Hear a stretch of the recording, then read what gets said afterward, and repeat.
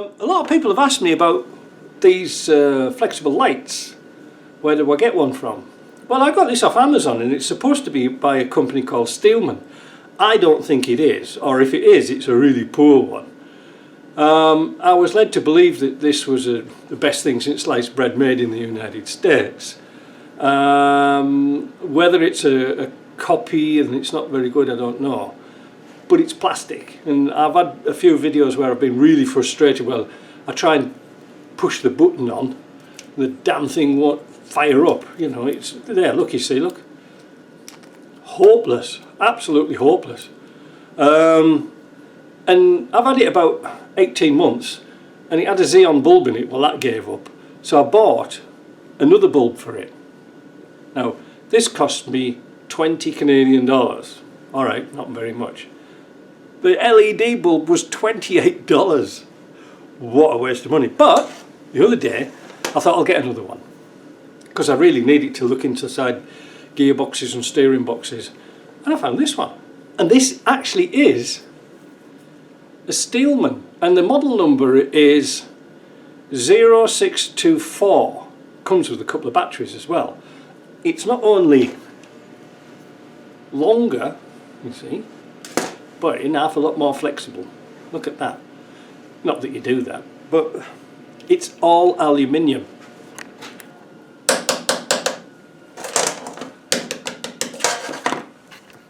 My aluminium magnet's broken at the moment. But anyway, a lot of people have asked me about these, where I get them from, so I'll put a link below. I don't get any favours from them or anything like that, no kickbacks.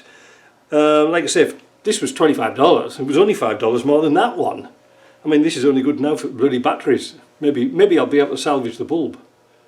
No. So what else did I pick up this week?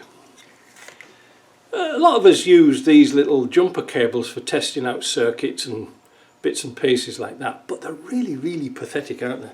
They're too small for what we need. These are for electronics, very low amperage, and you can see here that they're crimped on, but I think there's only about 4 strands of wire in them. So if you put any big current through them, they just burn out. They're not very good at all. So I was on a quest to find some better clips, and I found these. Now, these are sort of the old school type of clamps you used to get, and they come with covers on, and get this, $20 for 10. Well, that's cheap enough, isn't it? So I set about last week making some of my own Super Duty crocodile clip extension leads. The wire is actually speaker cable. You can buy it in a packet here of about 25 feet, and it's a nice heavy gauge. And also, I don't bother with that little nut and bolt thing there, that's a waste of time. I use my little Dremel and grind off and polish off that inside, because this like chromy type stuff, wherever it is, nickel, it doesn't last, it won't take solder very well.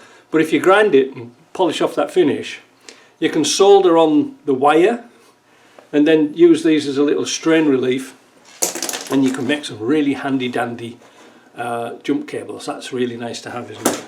Now, the other thing I did as well, because we're always getting stuck for extensions and things like that. Well, there goes my bottle.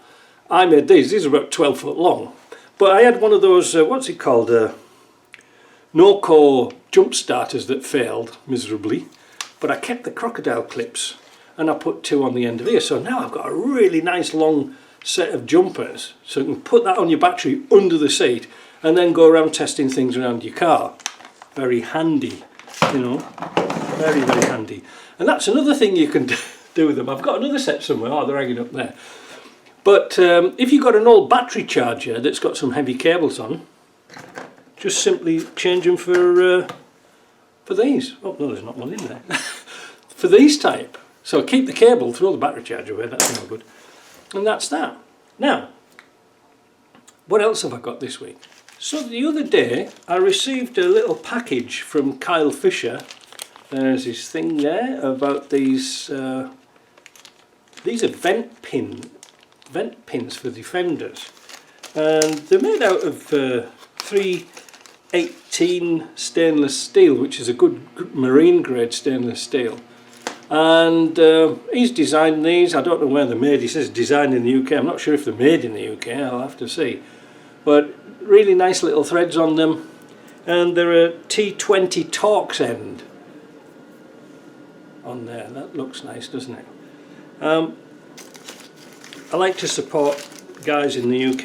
I know he hasn't actually told me where they're made. I'm not sure where they're made, but he's designed these himself and he's putting them out, and he wants to get started making other bits and pieces. Now, he hasn't got a website at the moment.